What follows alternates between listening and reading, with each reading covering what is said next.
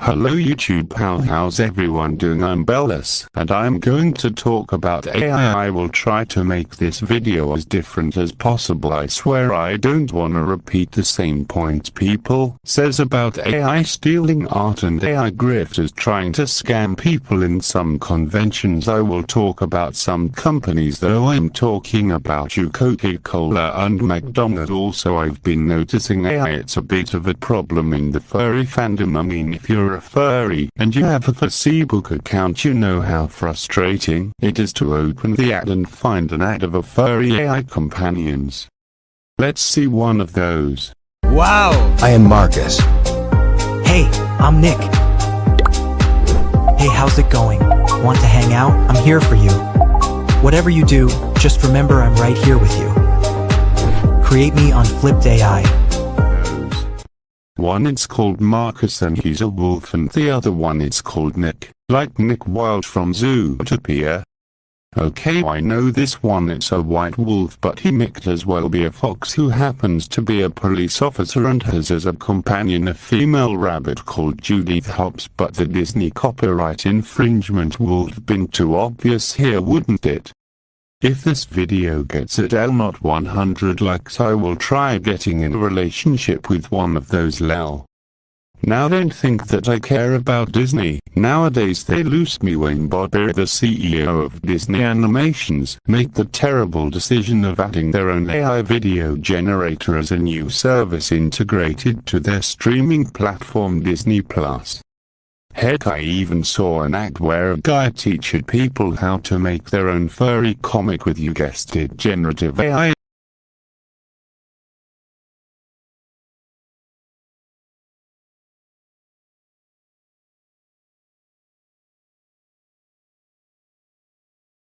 Okay, if there's a pro AI watching this video telling me, oh, you're just a Luddite who hates technology.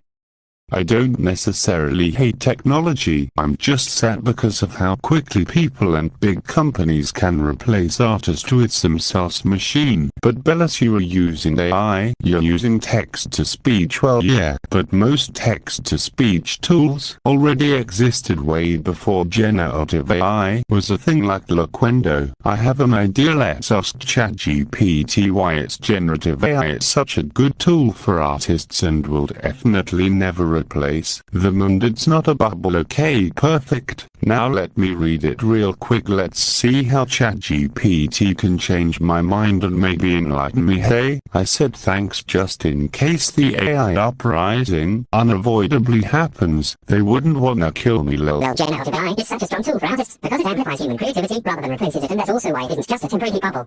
Here's a clear breakdown. Why generative AI is great for artists. 1. It works like a creative multiplier. Not a creator. AI doesn't want anything. It has no intent, taste, emotions, or lived experience. Artists provide vision, style, decisions, meaning, and narrative cultural context. AI just helps execute, explore, and iterate faster.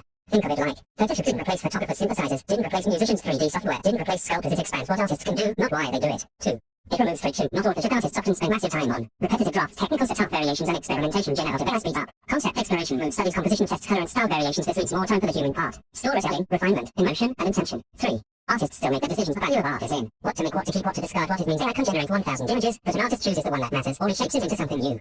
Curation is creativity. Why generative AI will not replace artists. 1. Art is about meaning, not output. People don't connect with art because it's technically impressive. They connect because it reflects human experience. It has context, identity, and intent. It says something about us. AI can mimic styles, but it cannot originate lived experience. 2. Audiences value the human behind the work we care about. Who made it, why they made it, what it represents. That's why. Live concerts matter, original paintings matter, personal stories matter. The artist is part of the artwork's value, and AI has no identity. 3. New tools historically create more artists, not fewer. Every major creative technology lowered barriers to entry, created new art forms, expanded creative industries. Examples: photography, more visual artists, digital audio, more musicians, YouTube, more filmmakers. AI is doing the same, unlocking creativity for more people while raising the bar for originality. Why generative AI is not a bubble. 1. It's already embedded in real workflows. Generative AI is being used daily in film pre-production, game design, advertising, fashion, architecture, animation. Bubbles don't integrate this deeply into professional pipelines. 2. It's infrastructure, not an image. Generative AI is becoming a standard creative tool like layers or brushes, part of operating systems, design software, and urges less long-term adoption, not peak. 3. The economic value is real and measurable. Companies invest because AI reduces production time, enables rapid prototyping, improves creative iteration. When tools increase productivity and creative capacity, they stick. The real shift: artists who act will. The AI doesn't replace artists, it replaces artists who refuse to use tools the same way digital tools replace analog-only workflows. The most valuable artists will be those who direct AI with strong taste, those who blend human intuition with machine speak, those who create meaning, not just visuals. In short, generative AI is powerful because it extends human creativity. It won't replace artists because art is human, and it's not a bubble because it's becoming part of the creative foundation itself. Well, what do you think?